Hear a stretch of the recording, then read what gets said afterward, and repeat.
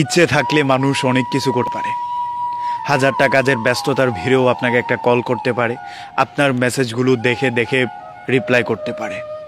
অনেক কিছুর ভিড়ে একটু সময় বের করে আপনার সাথে দেখা করতে পারে, আপনার ছোট ভালো মন্দ ভালো লাগাগুলোকে একটু খেয়াল করতে পারে। সে ইচ্ছে করলেই একটু যত্ন নিতে পারে, আপনার মন খারাপের গল্পগুলোকে কবিতার কোনো উপন্যাস ভেবে পড়ার মতো শুনতে পারে। মানুষ ইচ্ছে করলে অনেক কিছুই পারে। আপনি কোনটাতে রাগ করেন, কোনটাতে খুশি হন, কোনটাতে ভালো থাকেন, কোনটাতে একটু ভারী মেজাজ হয়, এসব কিছু জানতে পারে। মানুষ না চাইলে কিচ্ছু করতে পারে না বা করেও না। মানুষ না চাইলে মুড়ুকে মুড়ুকে আপনাকে যা এনে দেবে তার নাম অবহেলা, বিষাদ, ব্যস্ততা কিংবা তাচ্ছিল্য।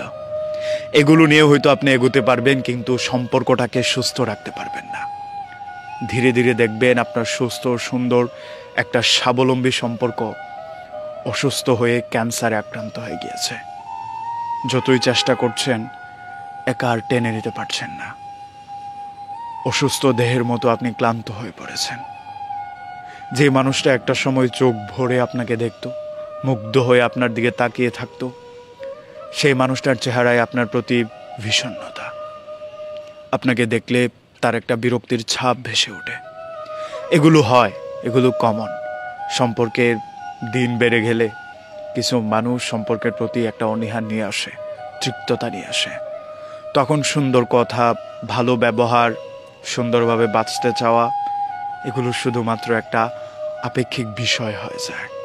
তখন চাইলেও সেই সম্পর্কটাকে টিকানো সম্ভব হয় না।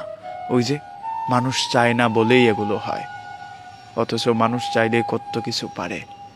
হাজার ব্যস্ততায় সময় বের করতে পারে, ইচ্ছে করে একটা কল দিতে পারে, মেসেজের রিপ্লাই করতে পারে, ছোটোখাটো কবিতা লিখতে পারে, মানুষকে নিয়ে স্টোরি দিতে পারে, কোনটাতে খুশি হয় সেটা নিয়ে ভাবতে পারে, সব পারে মানুষ।